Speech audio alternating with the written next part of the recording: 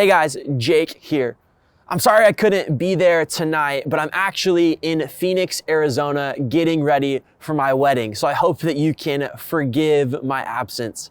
I decided to film this video ahead of time because I'm really excited about what we're gonna talk about tonight. Throughout this year, we've been answering different questions and exploring different topics, trying to learn more about how to follow Jesus.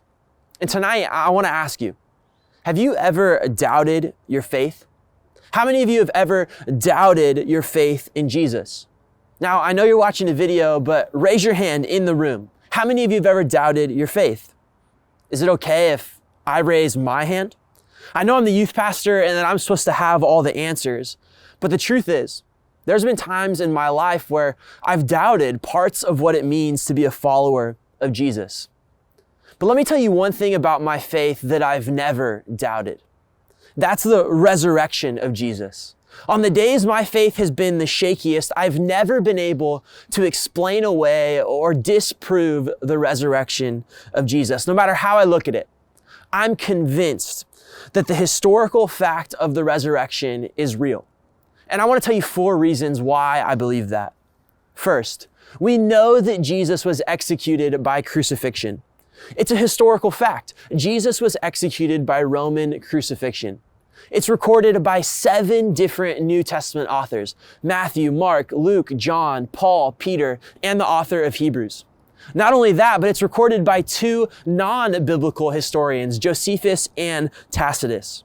And it doesn't make any logical sense that Christians would make up a story where their leader is brutally and horribly killed on a cross. The first proof of the resurrection is that Jesus was, in fact, crucified. Second, the tomb was empty.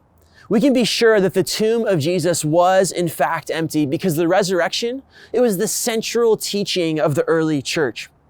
If anyone, the Jews or the Romans, had wanted to snuff out the early Christian movement, all they would have had to do was go to Jesus' tomb, bring out his body, and show it to everyone. Christianity would have evaporated overnight. Similarly, if Jesus' body had actually still been in the tomb, then we can be certain that early Christians, they would have honored his burial as a special holy place. But we find no evidence of this. In fact, we see the opposite. Rather than honoring the place where Jesus is buried, they're convinced and proclaim to the world that he is alive. But maybe when you hear that, you ask yourself a question. Maybe you ask, could the early Christians have taken the body and made up the whole story? The reality is, ancient Jews, the ones that would become early Christians, they would have never taken Jesus' body out of the tomb. That would have been the most dishonorable thing they could have done to their teacher and their rabbi. And we can be sure that the Romans didn't take his body and hide it. They had no reason to. And if the Roman soldiers who were guarding the tomb lost the body of Jesus, they would have been put to death. The only other group of people who could have stolen the body is the Jews.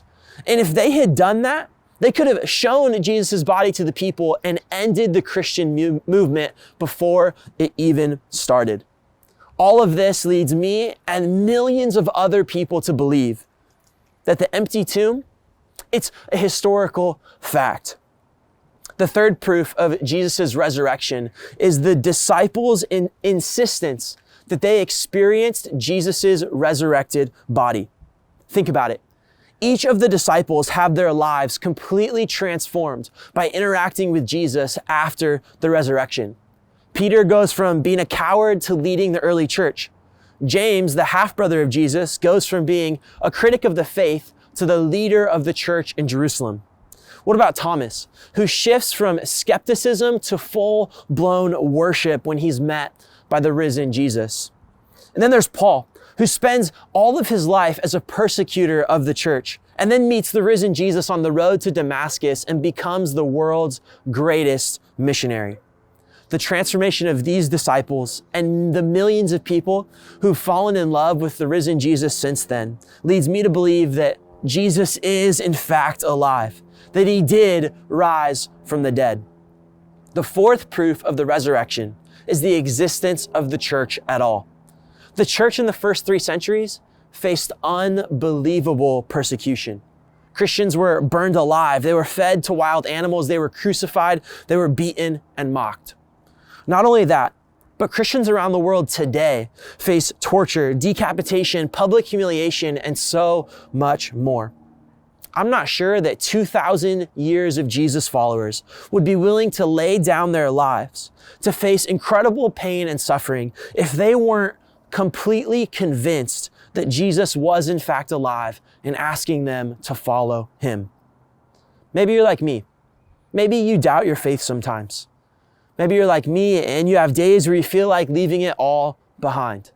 But I hope you come to realize, like I have, that no matter what, no matter how I might be feeling, the resurrection of Jesus, the foundation of our faith, is solid, strong, and reliable. I hope you come to realize that the literal, historical, proven fact of the resurrection is an unshakable foundation. And when we're standing firm on that foundation, when the storms of life come, we can stand strong. Because at the end of the day, there'll never be too much for us to bear. Because Jesus is alive and he's calling each and every one of us into life with him.